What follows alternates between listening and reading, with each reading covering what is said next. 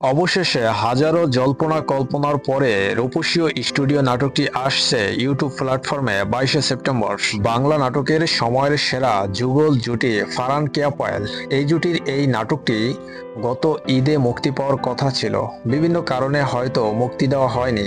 তবে এবার অবশেষে 22শে সেপ্টেম্বর সুলতান এন্টারটেইনমেন্ট অফিসিয়াল ইউটিউব চ্যানেলে নাটকটি আসতে যাচ্ছে। এই রূপসী স্টুডিও নাটকটি হচ্ছে কমেডি ঘরানার, যেখানে মুশফিকার ফারহান ও কেয়া পায়েলকে হাস্যরসাত্মক কমেডি ঘরানার দাসে চরিত্রে দেখা যাবে।